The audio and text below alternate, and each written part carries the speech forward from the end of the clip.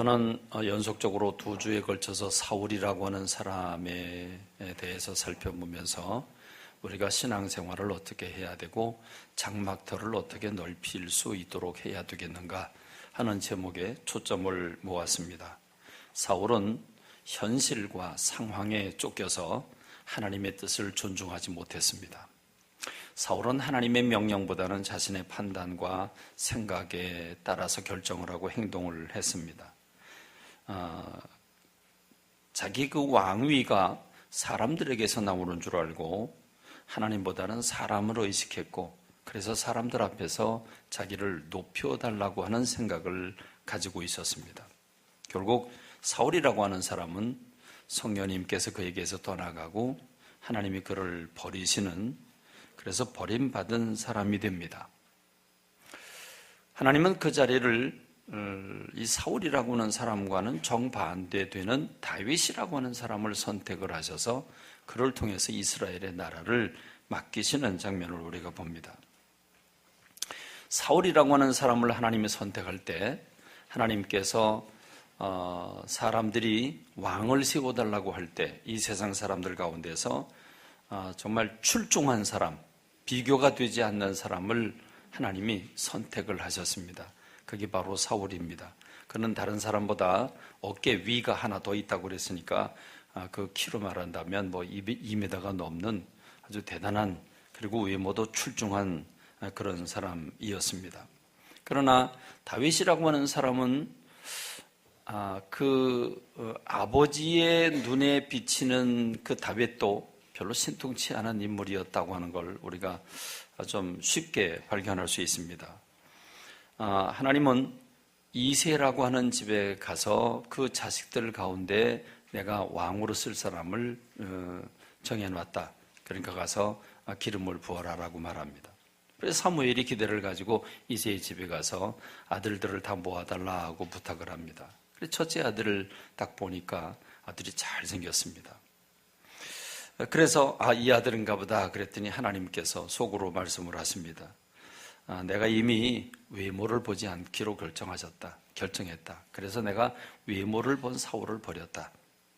나는 외모를 보지 아니하고 하나님은 중심을 보는 하나님이라고 말씀을 하십니다. 그래서 사무엘은 그럼 둘째인가 보다. 둘째를 보니까 잘생겼습니다. 그렇게 해서 셋째, 넷째, 일곱째까지 갔는데 아니었습니다. 하나님이 허락을 안 하십니다. 그래서 이 자녀가 7이 다냐 그랬더니 아니 하나가 더 있기는 한데, 참 말이 재미있습니다. 있기는 한데 걔는 아닌데, 그렇죠? 네 자식들 가운데 이스라엘의 왕을 세울 사람이 있다. 그러면 자식이 8이면 8을 다 불러와야 되지 않겠습니까? 아무리 막내에게 양을 맡겼다고 할지라도, 양치기라고 할지라도 그 순간만큼은 어느 종들에게라도 잠시 좀 맡겨놓고 그리고 불렀어야지요. 마지막 막내 다윗은 부르지도 않았습니다. 아마 그의 됨됨이를 그렇게 인정하지 않았나 하는 생각이 듭니다. 그래서 다냐 그랬더니 막내가 있긴 한데 그렇다고 그랬더니 그를 데려와라. 그래서 하나님이 사무엘이 그를 보는 순간 바로 이 사람이다. 이렇게 해서 기름을 붓게 되는데, 그렇습니다. 사람들이 볼 때 그 외모가 좀 왜소하고 또는 양치기 하는 막내, 좀 부족하다고 생각했던 그 다윗이라고 하는 사람을 하나님이 왜 선택을 하셨을까? 그건 외적인 조건이 아니라 속사람을 보신 줄로 믿습니다. 다윗은 속사람이 꽉 찬 사람입니다. 다윗에게 있어서 다윗을 표현할 수 있는 가장 일반적인 게 있다고 한다면 시편 23편일 것입니다. 여호와는 나의 목자신 내가 부족함이 없습니다. 그가 나를 푸른 풀밭에 누이시고 쉴만한 물가로 인도하실 것입니다 라고 하는 이 고백, 아주 여러분 이게 우리가 하도 많이 들어서 그냥 당연하다 생각할지 모르지만 여러분 이거 당연하지 않습니다. 그는 양치기였습니다. 양을 키울 때 어떤 일이 일어나겠습니까? 그 양들에게 좋은 풀을, 꼴을 먹여야 되고, 그리고 목마르지 않게 해야 되고, 편안히 쉬게 해야 되고, 그리고 무엇보다도 양들을 먹이로 삼는 사자나 곰이나 늑대가 나타나면 그 늑대들을 쫓아내야 합니다. 근데 여러분, 그 늑대들이나 사자들이 나타날 때 양들을 먹이로 하고 오는 그 사자나 곰이 사람과 대결할 수 있겠습니까? 대결하기 힘듭니다. 여러분, 이 모습을 우리는 골리앗과의 대결에서 그 다윗이 어떻게 목자 생활을 했는가를 우리가 알 수 있는데, 자, 골리앗이라고 하는 블레셋의 그 싸움, 블레셋의 그 대장이죠. 대장이 싸움을 걸어옵니다. 항오를 벌이고, 근데 이 골리앗이 어떤 사람이냐면 그 키는 6규빗 한 뼘이라고 그랬습니다. 한 규빗은 손가락 끝에서 팔꿈치까지인데 평균 45cm를 헤아립니다. 그럼 여러분, 6규빗이라고 그랬으니까 6, 4, 24, 2m 40에다가, 그렇죠? 한 뼘이라고 그랬으니까 20cm, 그럼 2m 한 70 됩니다. 1m 70만 해도 그냥 건장한데 2m 70이다. 그러면 이건 여러분 전보산대죠. 전봇대입니다. 전봇대. 그 같은 그 칼 한 자루가, 그 창 한 자루가 배틀채 같았다고 그랬습니다. 그러니까 여러분, 이 골리앗이라고 하는 사람은 대단한 사람입니다. 그러니까 그를 보고서 그가 싸움을 걸어오니까 이스라엘의 용사들은 다 도망가 버리고 말죠. 3,000명이 다 도망가고 600명 남았으니까. 여러분, 이제 이런 상황이에요. 여러분, 이런 상황에 다윗이라고 하는 그 막내 아들이, 형들이 군대 갔죠. 그래서 아버지가 심부름을 시킵니다. 형들이 군대 생활 잘하는지 살아있는지 궁금하니까 이제 막내를 보냅니다. 그래서 이제 여러 가지 음식을 해가지고 가게 되는데, 가서 딱 보니까 지금 골리앗 장군이 나타나서 이스라엘 백성들을 조롱하는데 열이 난 겁니다. 뚜껑이 열린 겁니다. 그래서 이렇게 얘기를 하죠. 이 할례 받지 않은 블레셋 사람이 누구이기에 살아계신 하나님의 군대를 모욕하느냐 말이에요. 여러분, 이게 지금 막내입니다. 막내가, 별 볼 일 없는 막내가 가서 지금 이런 소리를 하는 겁니다. 그러면서 이 다윗이 사울 왕을 찾아갑니다. 사울 왕이여, 너무 심려치 마소서. 제가 나가 싸우겠습니다. 그랬더니 사울, 다른 사람보다 어깨에 위가 하나 더 있는 사울이 이렇게 얘기를 합니다. 네가 가서 저 블레셋 사람과 싸울 수 없다. 너는 소년이고, 우리말로 표현하면 넌 애고, 저 사람은 어려서부터 용사로 자란 사람이다. 너는 게임이 안 된다는 얘기죠. 그랬더니 다윗이 뭐라고 말합니까? 주의 종이 아버지의 양을 지킬 때에 사자나 곰이 와서 양떼에게 새끼를 물어가면 내가 따라가서 그것을 치고 그 입에서 새끼를 건져냈고, 그것이 일어나 나를 해하고자 하면 내가 그 수염을 잡고 그것을 쳐 죽였나이다. 그럼 여러분, 사자하고 싸워봤다는 거잖아요. 사자 입에서 양을 건져낸다. 그뿐만이 아니고 양을 건져내니까 여러분, 사자가 이제 자기한테 덤빌 거 아닙니까? 근데 그 수염을 잡고 그를 쳐 죽였다. 여러분, 생각만 해도요. 생각만 해도 이건 어마어마한 일 아니겠습니까? 그러니까 이게 무슨 말입니까? 다윗은 목숨을 걸고 양들을 지켰다는 말입니다. 그러니 이 결과가 이렇게 되는 거죠. 목숨을 걸고 자기가 지켰습니다. 그렇다고 하면 하나님이 내 인생의 목자가 되신다면 주님이 나를 이렇게 지켜줄 거 아닙니까? 그러니 나는 안전할 것이고 나는 평안할 것이라는 거죠. 그게 다윗의 신앙 고백이었습니다. 여러분, 이 다윗이라고 하는 사람이 지금 소년으로서, 목동으로서, 막내로서 전쟁터에 형들이 나가서 어떻게 되었는지 알아보러 나갔다가 지금 블레셋 이 대장 골리앗 장군과 이제 물맷돌을 들고 이제 맞짱 붙지 않습니까? 이제 맞서서 싸울 때 다윗이 이렇게 얘기를 합니다. 너는 칼과 창과 단창으로 내게 나오거니와 나는 만군의 여호와의 이름, 곧 네가 모욕하는 이스라엘 군대의 하나님의 이름으로 네게 간다. 이렇게 말합니다. 여호와의 구원하심이 칼과 창에 있지 아니함을 이 무리에게 알게 하리라. 이 전쟁은 여호와께 속한 것인즉 그가 너희를 우리 손에 넘기시리라. 여러분, 이 다윗이 용맹이 있었다는 말입니다. 믿음이 있었다는 말입니다. 그 용맹이 어디서 나왔냐? 하나님을 믿는 믿음에서 나왔다는 말입니다. 여러분, 다윗이 목동 시절에 얼마만큼 신실하게, 얼마만큼 믿음을 가지고 그가 성장했는가를 보여주는 대목이죠. 그러니까 다윗이라고 하는 사람의 속은 겉으로 볼 때는 왜소하고 막내라 별 볼 일 없게 보였을지 모르지만 속은 꽉 찬 사람이었다는 것입니다. 그래서 하나님은 사울 왕과 정반대가 되는 사람을 선택하시게 됩니다. 그러나 그럼에도 불구하고 그가 속으로 꽉 찬 사람이지만 그의 것 가지고 일할 수는 없다. 그래서 하나님이 사울 왕과 똑같이 성령의 기름을 부어주십니다.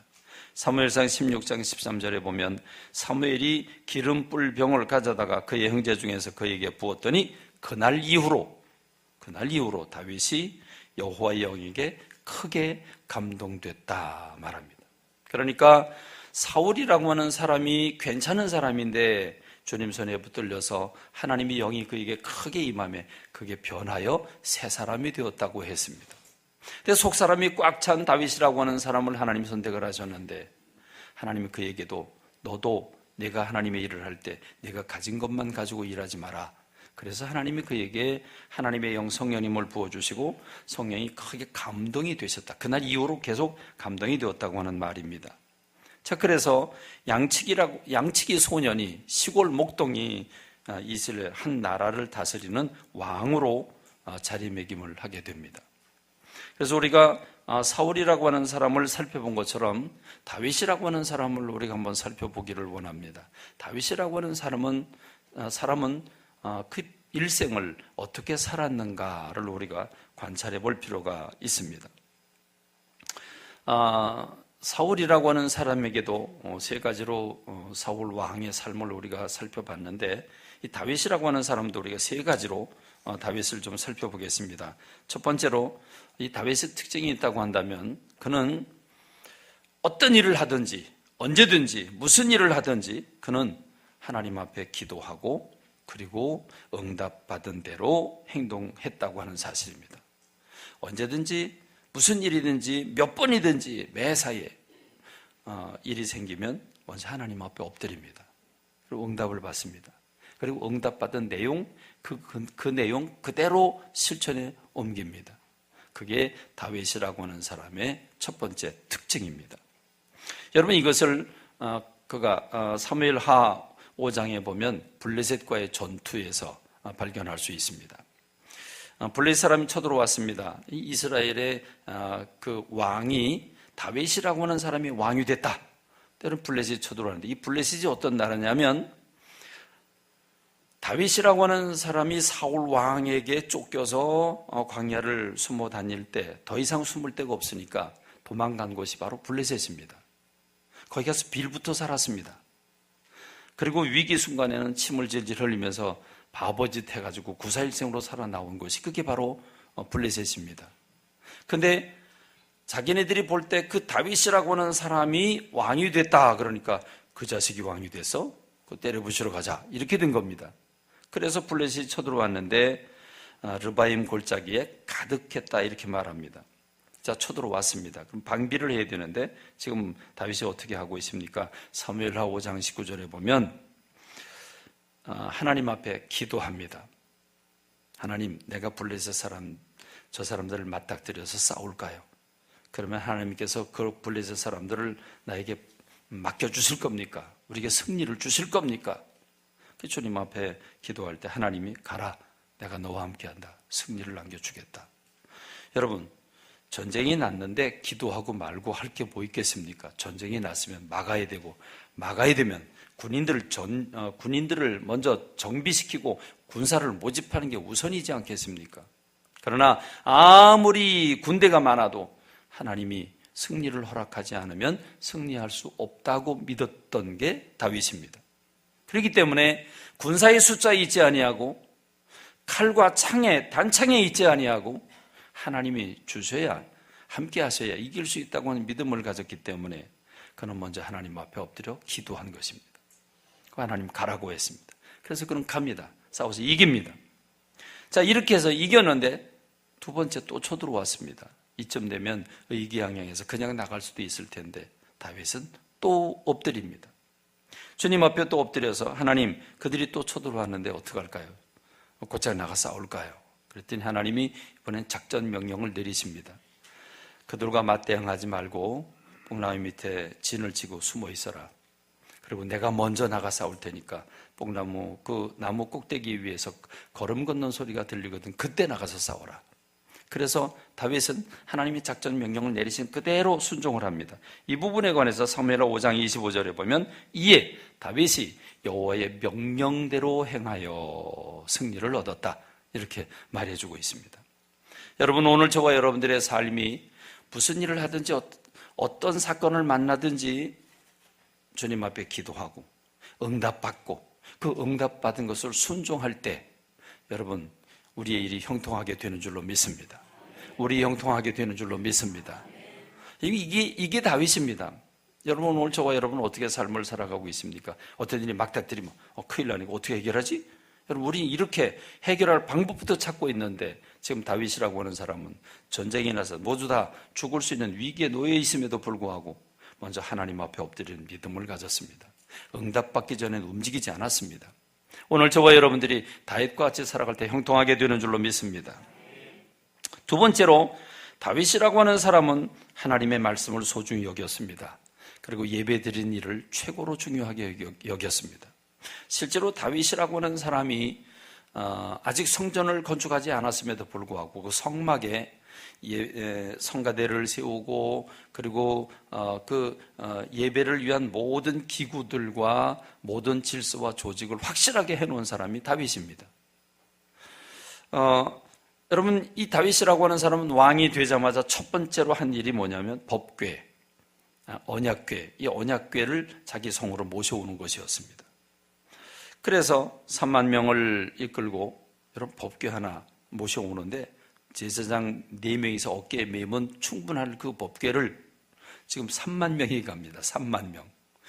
함께 가는데 어마어마하죠.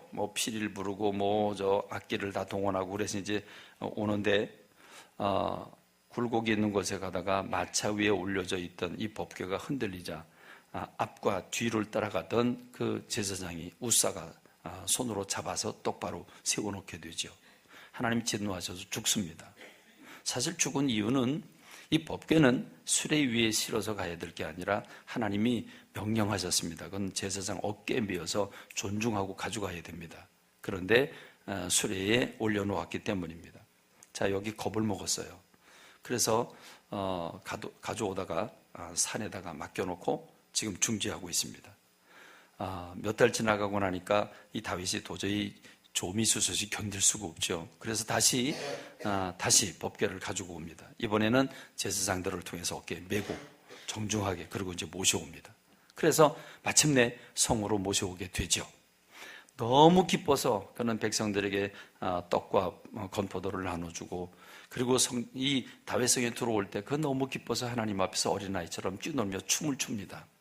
그러면서 바짓가랑이가 내려가죠. 그거를 왕궁에서 사울 왕의 딸 다윗의 부인 미갈이 그걸 보고서 조롱을 합니다. 그러자 다윗이 이렇게 고백을 하죠. 내가 지금 이렇게 춤을 추는 건 하나님 앞에서 한 것이다. 하나님 앞에서 뛰노은 것이다. 내가 이보다 더 낮아져서 스스로 천하게 보일지라도 나는 할 것이라고. 여러분, 이렇게 고백하는 그 다윗을 보면 다윗이라고 하는 사람이 하나님의 말씀을 하나님을 상징하고 하나님의 말씀을 대변한 언약궤를 지금 성으로 모셔오는 일을 이렇게 소중하게 여기고 있다. 그걸 그렇게 기뻐하고 있다. 그리고 예배에 대한 모든 정비를 다 바꿔놓고 그리고 견실하게 만들어 놓은 사람이 다윗이라고 하는 사실을 생각할 때 하나님께서 그를 얼마나 기뻐하셨겠나 하는 생각을 우리가 해봅니다. 그 다음에 세 번째로 다윗이 이제 성경에 보니까 법궤를 모셔온 다음에 그가 한 일이 뭐냐 하면 성전을 건축할 마음을 먹습니다. 그게 이렇게 됩니다. 사무엘하 7장 1절로 2절에 보면 여호와께서 주의 모든 원수를 무찌르사 왕으로 궁에 평안히 살게 하신 때에 왕이 선지자 나단에게 이르되 볼지어다 나는 백향목 궁에 거하거늘 하나님의 교회는 휘장 가운데 있다. 하나님의 영광, 하나님의 말씀, 하나님의 언약을 상징하는 법궤는 지금 천막 속에 있다. 나는 백향목 궁에 사는데 이 말은 무슨 말입니까? 양심이 좀 찔린단 말이죠. 좀 송구스럽단 말이죠. 난 이렇게 편안하게 좋게 거하는데 하나님의 영광을 상징하는 그 법궤가 천막 속에 있다. 좀 죄송했다는 말입니다. 그래서 내가 성전 건축하겠습니다 이렇게 말한 것도 아닙니다. 지금 뭐라고 말하고 있습니까? 보십시오. 나는 백향목궁에서 사는데 하나님의 교회는 휘장 안에 있습니다. 요 얘기 하나만 했습니다. 요 얘기 하나만 했는데 하나님이 뿅 가셨습니다. 하나님 너무 좋으셨습니다. 그래서 나단에게 이렇게 얘기를 합니다. 야, 지금 법궤가 만들어지고 다윗까지 한 500년 이상이 흘러갔는데 500년 이상 흘러가면서 어느 누가 천막 속에 있는 법궤를 보고 성전을 건축하겠다고 마음먹은 사람이 있냐? 없었단 말이죠. 그리고 내가 오히려 거꾸로 어느 누구에게 성전을 건축하라고 명령한 사람이 있겠냐? 없단 말이에요. 그런데 다윗이 저렇게 자원해서 스스로 하나님의 전이 지금 저렇게 천막 속에 있다고 하는 생각을 가진 그 생각만 가졌는데 그걸 너무너무 이쁘게 보셨습니다. 그래서 하나님께서 내가 너와 함께하고 네 왕위를 완전하게 하고 내가 무엇을 하든지 내가 너와 함께하겠다 이렇게 말씀을 하시면서 설령 내가 죄를 범한다고 할지라도 내가 사울 왕을 버린 것처럼 너를 버리지 않겠다 이런 말씀까지 하나님이 다윗에게 주시게 되는 겁니다. 여러분, 이 다윗이라고 하는 사람의 삶을 우리가 수십 년, 40년 왕 노릇한 그 왕의 삶을 산 것을 간단하게 몇 분 만에 설명할 수는 없습니다. 그런데 다윗이라고 하는 사람이 이런 방식으로 삶을 살았다는 거죠. 매사에 무슨 일, 전쟁이 일어난다고 할지라도 꼭 하나님 앞에 엎드려 기도하고 응답받고 그리고 움직였다는 사실입니다. 그는 예배를 소중하게 여기고 말씀을 소중히 여기는 사람이라고 하는 겁니다. 늘 하나님의 마음을 품고 어떻게 하면 하나님을 기쁘시게 할까 생각하고 살았다는 말입니다. 그러니 여러분, 하나님이 다윗을 어떻게 보셨겠습니까? 얼마나 다윗이 이쁘셨겠습니까? 다윗이 하는 일을 어떻게 도우셨겠습니까? 그래서 사무엘하 8장 6절의 말씀은 이렇게 말씀을 하고 있습니다. 우리 다 같이 한번 읽어볼까요? 다윗이 어디로 가든지 여호와께서 이기게 하시니라. 여러분, 이걸요, 여러분의 한번 이름을 한번 넣어보세요. 여러분의 이름을. 우리 김영태 권사님이 어디로 가든지 여호와께서 이기게 하시더라. 여러분의 이름을 한번 넣어보세요. 이거 얼마나 흥분됩니까?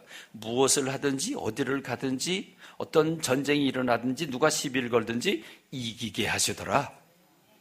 할렐루야. 이게 내 얘기가 되기를 주님의 이름으로 축원합니다. 여러분의 이야기가 되기를 주님의 이름으로 축원합니다. 축원합니다. 이렇게 좋은 메시지에도 입을 콕 다물고 있으면 어쩌자는 거예요. 아멘 해야죠. 내 것으로 삼아야죠. 여러분, 이렇게 다윗이 주변국들을 하나하나 평정하기 시작을 하고 그래서 가는 곳마다 승리를 합니다. 정복을 합니다. 승리하고 정복을 하면 뭐가 생겨요? 전리품이 생기죠. 금은보화가 생깁니다. 근데 여러분, 지금 여기서도 다윗이 하는 일을 보면, 다윗이 하는 행동거리를 보면 하나님이 이뻐하실 수밖에 없어요. 다윗이 거기서 생기는 전리품을 다 하나님 앞에 드립니다. 그래서 사무엘하 8장 7절로 8절에 보면 다윗이 하다데셀의 신복들이 가진 금방패를 빼앗아 예루살렘으로 가져오고 또 다윗 왕이 하다데셀의 고울베다와 베로데에서 매우 많은 돛을 빼앗으니라. 전리품이 생겼단 말입니다. 그런데 하마당 도이가 다윗이 하다데셀의 온 군대를 쳐서 무찔렀다 함을 듣고 그래서 자기 아들을 보냅니다. 그래서 이제 많은 재물을 갖다 안기죠. 그런데 사무엘하 8장 11절로 12절에 보면 다윗 왕이 그것도 여호와께 드리니라. 그러면 앞에서도 이미 드렸단 말이죠. 그것도 드리니라. 앞에서 드린 게 아니라요, 그가 정복한 모든 나라에서 얻은 은금 곧 아람과 모압과 쭉 여러 나라 것을 다 하나님 앞에 드렸다는 말입니다. 여러분, 왜 드렸을까요? 노시고 은이고 금이고 왜 그렇게 하나님 앞에 드렸을까요? 그는 성전 건축을 해야 되겠다고 마음을 먹었는데 하나님이 네 마음은 받지만 너는 성전 건축 못한다. 성전은 평화의 성전인데 너는 많은 전쟁을 치러서 많은 사람의 피를 흘렸기 때문에 너는 성전 건축을 내가 허락하지 않겠다. 다만 내 아들 대에 가서 성전을 건축하게 하겠다라고 하나님 말씀하셨습니다. 그럼 나하고 상관없습니다. 그러면 재물 모으지 않아도 됩니다. 건축 자재들 모으지 않아도 됩니다. 왜? 아들이 하면 되니까. 그러나 다윗은 그때부터 나는 비록 성전을 짓지 못할지라도 성전을 짓는 모든 자료들을 다 준비하겠다고. 그래서 전쟁에서 이기는 것마다 자기 것으로 삼을 만한데, 자기가 부귀영화를 누릴 만한데 자기가 가지지 않냐고 하나님 앞에 송두리째 그대로 다 바치는 모습을 우리가 볼 수 있습니다. 정말 다윗이라고 하는 사람의 삶을 보면 하나님이 기뻐하시는, 하나님이 이뻐하시는 짓만 골라서 하는 것 같은 그런 느낌이 들어갑니다. 거기다가 사무엘하 8장 15절은 계속해서 이렇게 얘기를 합니다. 다윗이 이스라엘을 다스리는데 어떻게 다스리느냐? 모든 백성에게 정의와 공의를 행했다고 했습니다. 하나님이 가장 좋아하시는 겁니다. 정의와 공의를 행했다. 왕이 권력을 가지고 자기 마음대로 막 행사할 수 있는데, 죽였다 살렸다 할 수 있는데, 지금 다윗이 어떤 삶을 살고 있습니까? 백성들을 향해서 정의와 공의를 행하고 있습니다. 여러분, 그러니 하나님이 어찌 그와 함께 하지 않겠습니까? 그가 하는 일을 돕지 않겠습니까? 그래서 사도행전 13장 22절에 내가 이새의 아들 다윗을 만나니 내 마음에 합한 사람이다, 맞는 사람이다, 내 뜻을 다 이루게 하겠다. 그럴만합니다. 가는 곳마다 승리하고 나라는 강성하고 그리고 신앙은 점점 두터워집니다. 하나님께서 그에게 이미 속사람이 채워져 있고 거기에 하나님의 성령의 기름을 부으셨고 그리고 매사 기도하면서 주님의 뜻대로 살겠다고 행동한 다윗의 삶이 어그러지겠습니까? 그러므로 나라는 부국하게 될 수밖에 없고 평안할 수밖에 없었던 겁니다. 자, 그런데 성경에 보면 항상 평안할 때 문제가 생깁니다. 항상 평안할 때 문제가 생깁니다. 다윗도 바로 여기에 이 함정에 빠지게 됩니다. 이제 암몬과의 전투를 벌이게 되는데 그 암몬이라고 하는 것이 우리가 성주순례를 해보면요, 그 산 자체가 성이에요. 그리고 어마어마하게 해놨어요.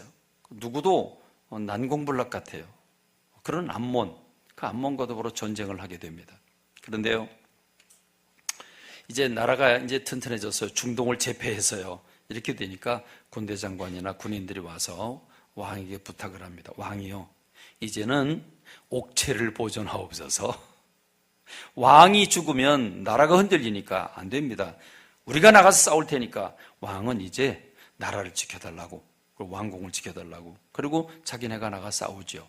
바로 이 얘기를 사무엘하 11장 1절로 2절에서 이렇게 얘기를 합니다.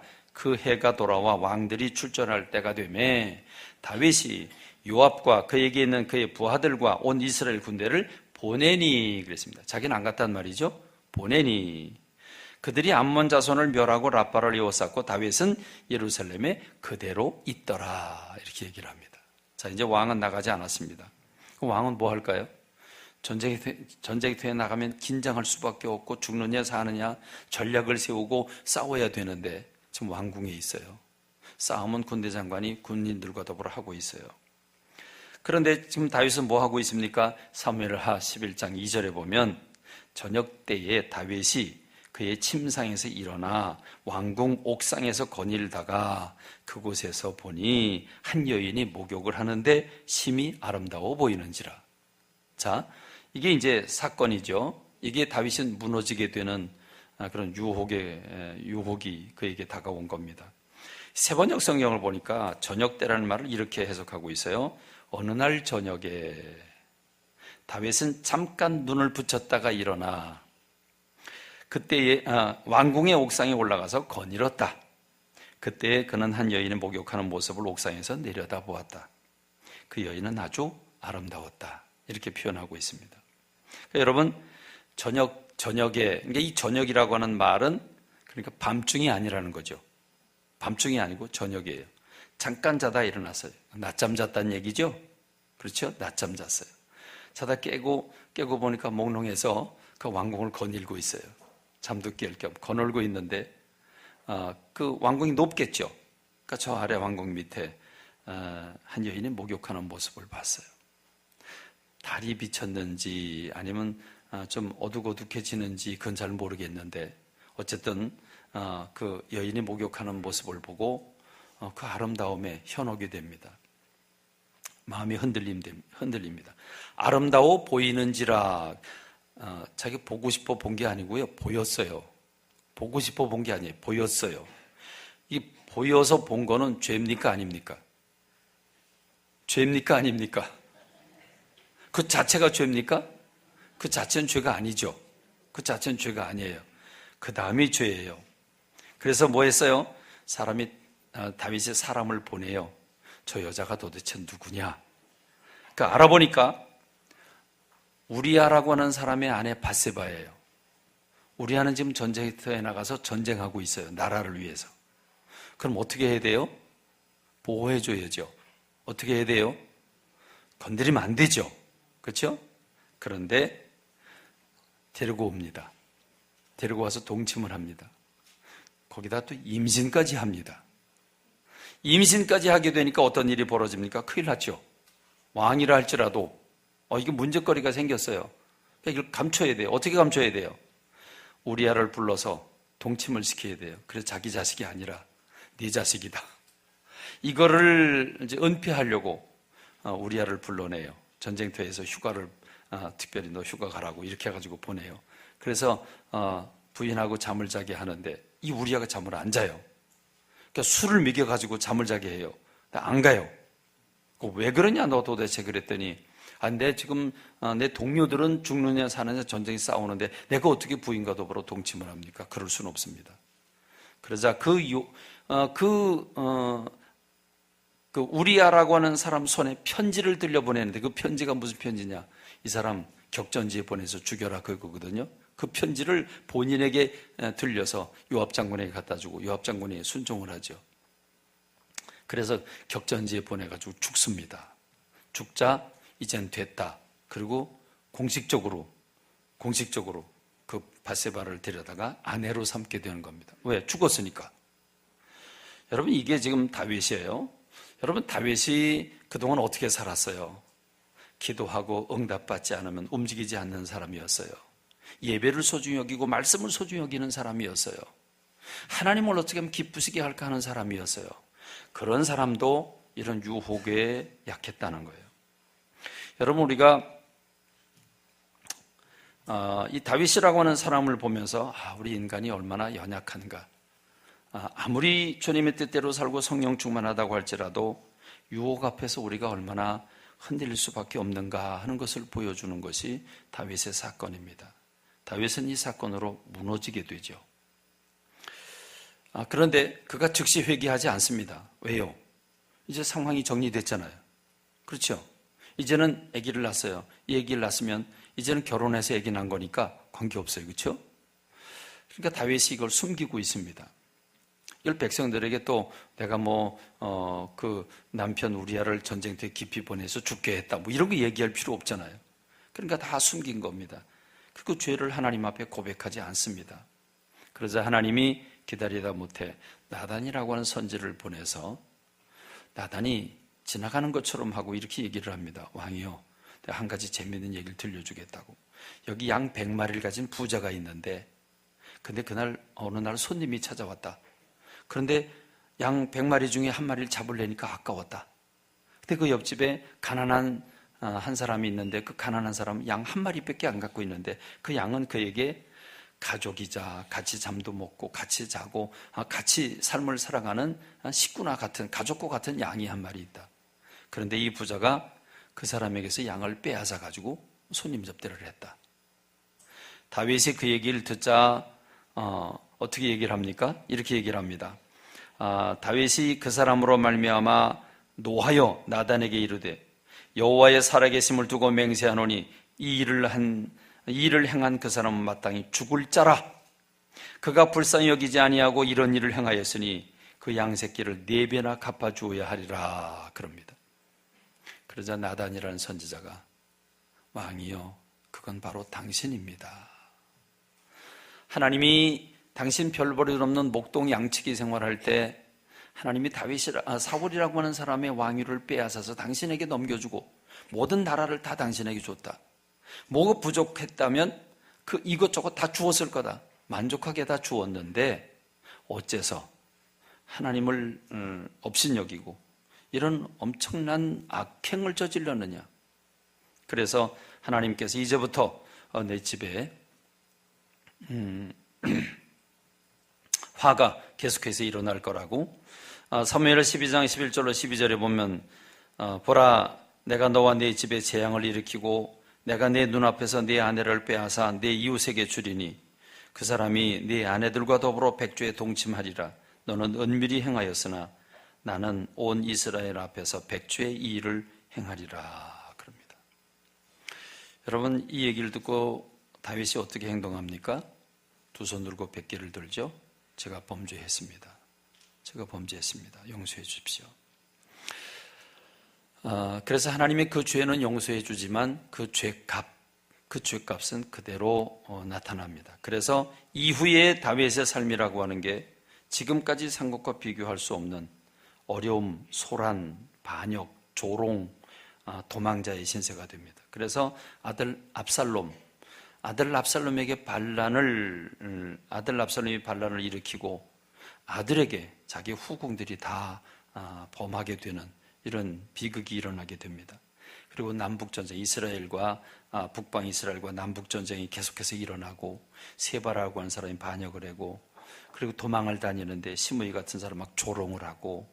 여러분, 그런데 재미있는 것은 그가 압살롬 아들이 반역을 해서 아들이 왕이 되고 그리고 자기는 지금 도망가는 겁니다.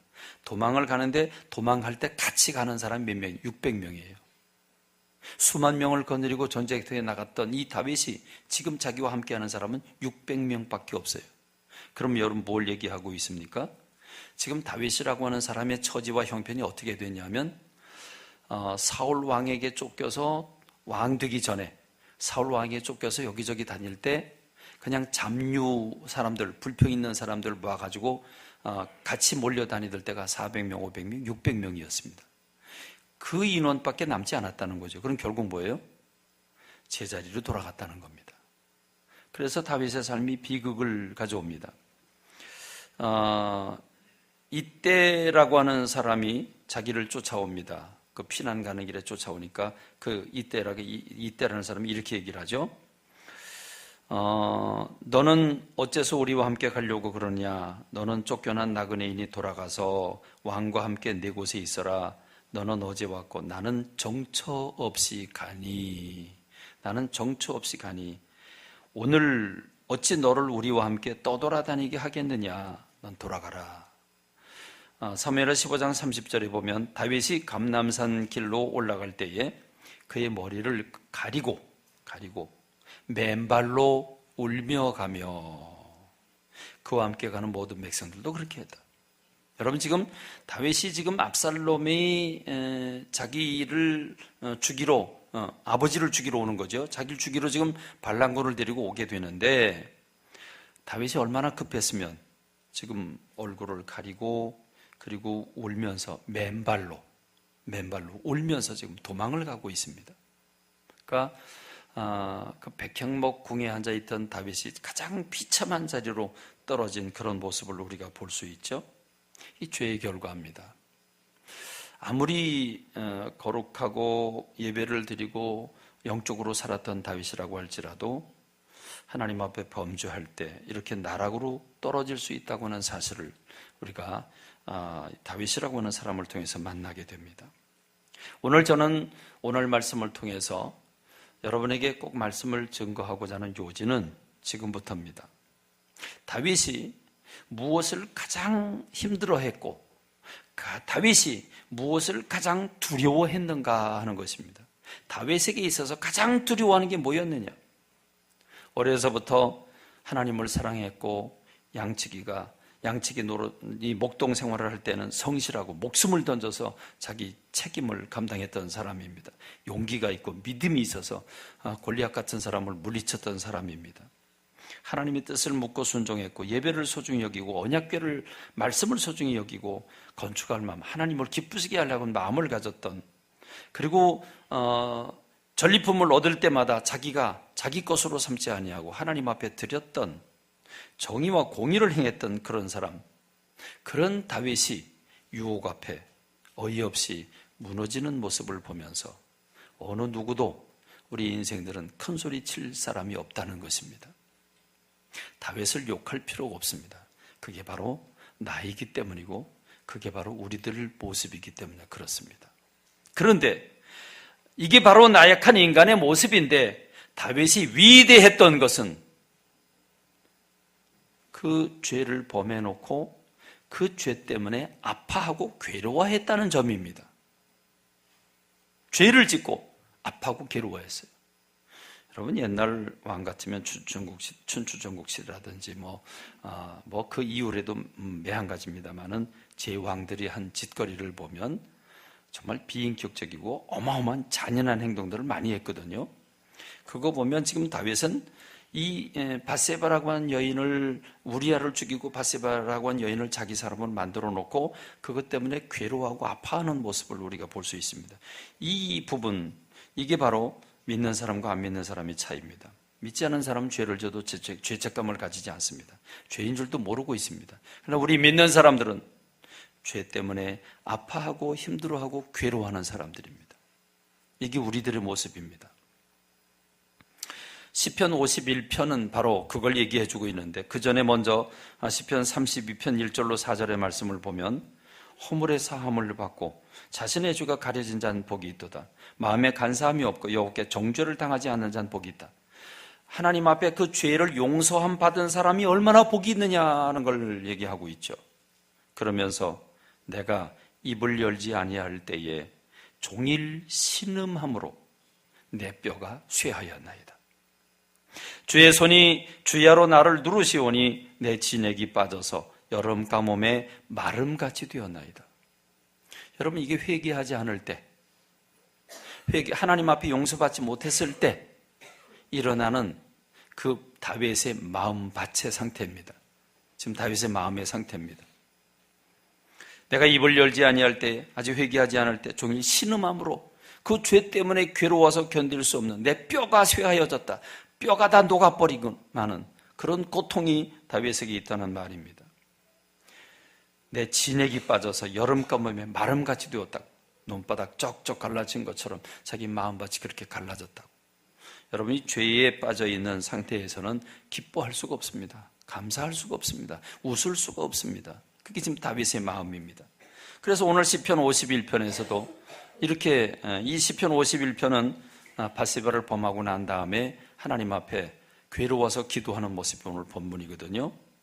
하나님이여, 주의 인자를 따라 내게 은혜를 베푸시며 주의 많은 긍휼을 따라 내 죄악을 지워주소서. 나의 죄악을 말갛게 씻으소서. 나의 죄를 깨끗이 제하소서. 물은 나는 죄과를 나오니 내 죄가 항상 내 앞에 있습니다. 우슬초로 나를 정결하게 하소서. 내가 정하리이다. 나의 죄를 씻어주소서. 내가 눈보다 희리이다. 내게 즐겁고 기쁜 소리를 들려주시사 주께서 꺾여진 뼈들로 즐거워하게 하소서. 이 죄악을 용서해 주셔서 해방시켜 달라는 거죠. 참 기쁨을 회복하게 해달라는 말이죠. 어떻게 보면 양심이 없을 수도 있어요. 우리아를 이미 죽여놓고, 그리고 밧세바를 뺏어놓고 아들까지 가져놓고 그래놓고 용서해 달라고 말이 되냐, 그럴 수 있어요. 그러나 여러분, 그럼 이런 상태에서 그러면 나 잘했습니다 그래야 되나요? 그렇잖아요. 지금 다윗이 괴로워하고 있어요. 아파하고 있어요. 주의 얼굴을 내 죄에서 돌이키시고 내 모든 죄악을 지워주소서. 하나님이여, 내 속에 정한 마음을 창조하시고 깨끗한 마음을 창조하시고 내 안에 정직한 영을 새롭게 하옵소서. 지금 다윗은 죄에 대하여 아파하고 괴로워하고 있습니다. 가장 아파하고 괴로워하고 있는 이 다윗, 여러분, 지금 다윗이 가장 힘들어하고 가장 어려워하고 있는 게 뭔지 아십니까? 우리가 읽은 본문 시편 51편 11절의 말씀입니다. 나를 주 앞에서 쫓아내지 마시며 주의 성령을 내게서 거두지 마옵소서. 여러분, 사울은 하나님이 그를 버렸고 사단이 그를 지배했습니다. 하나님이 그를 버렸다고 사무엘 선지를 통해서 얘기를 했음에도 불구하고, 그럼에도 불구하고 사람들 앞에서 나를 높여달라고 말했습니다. 그게 사울 왕입니다.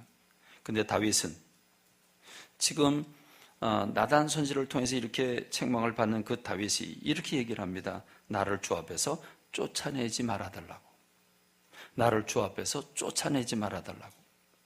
주의 성령을 내게서 거두지 말아달라고. 그러면서 다윗은 이렇게 고백을 합니다. 주께서는 제사를 기뻐하지 아니하시리니 죄악을 잔뜩 먹으면 가운데 제물만 잔뜩 주님 앞에 드린다고 주님이 받으시겠느냐? 아니다. 그렇지 아니하면 내가 드렸을 것이라. 주는 번제를 기뻐하지 아니하시나이다. 하나님께서 구하시는 제사는 상한 심령이라.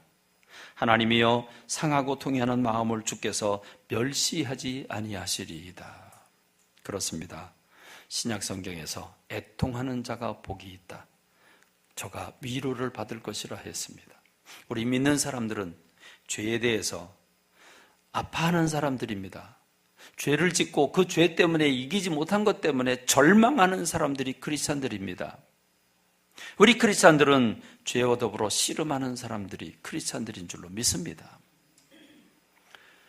다윗은 영적인 원리를 알았습니다. 사울왕 하나님 버렸음에도 불구하고 사람들 앞에서 나를 높여달라고 했지만 다윗은 아직 세상 사람들은 몰라요. 백성들은 몰라요. 다윗이 어떤 죄를 지었는지. 그러나 그건 하나님 앞에 나를 버리지 말아달라고. 성령님이 내게서 떠나시면 안 된다고 영적인 원리를 아는 사람이었습니다. 하나님이 버리면 사람들이 버리지 않아도 그건 버림받은 것입니다. 성령님이 떠나시면 그는 이미 끝난 겁니다. 이 영적인 원리를 알았던 것입니다. 그렇습니다. 여러분, 여러분의 마음, 여러분의 관심은 어디에 있습니까? 물질에 있습니까? 사람들에게 인정받는 것에 있습니까? 여러분들의 관심은 성공에 있습니까? 어디에 있습니까? 다윗은 성령님이 내게 머물러 계셔야 하고 하나님이 버리지 않으셔야 한다고 하는 사실을 너무 소중하게 알았습니다. 다윗에게 있어서 가장 소중한 것은 성령님이 나와 함께하는 거였습니다. 주님이 나와 함께하는 것이었습니다. 이 기도가 여러분의 기도가 되기를 주님의 이름으로 축원합니다. 기도하겠습니다. 하나님 아버지,